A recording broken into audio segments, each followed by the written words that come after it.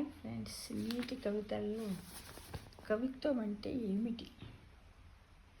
కవిత్వం అంటే ఒక అక్షర క్షీర సాగర మతనం అని అర్థం.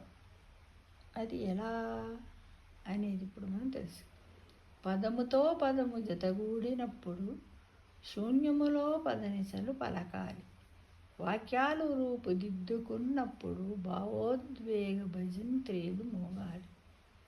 కవిత్వము పురుడు పోసుకున్నప్పుడు నెమలి పురి విప్పి నర్తించినట్టు అంటే నాట్యం చేశాడు.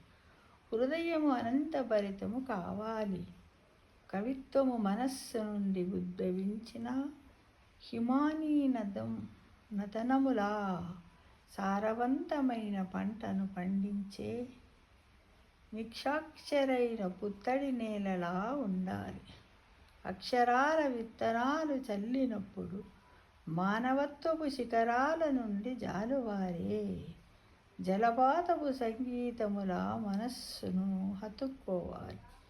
కవి హృదయములోంచి నలిగి రగిలి పగిలి ఉబికి వచ్చిన అక్షరాల జడివానలో మనసులు తన్మయత్వముతో తడిసి ముద్దవ్వాలి.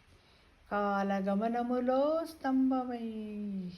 స్తబ్దమైపోతున్న లోపలి స్పృహను ఆప్యాయముగా తడుముతూ కదిలే జీవితములో కనిపించని తీరాలను చేర్చే అక్షర క్షీరసాగర మతనమే కవిత్వం.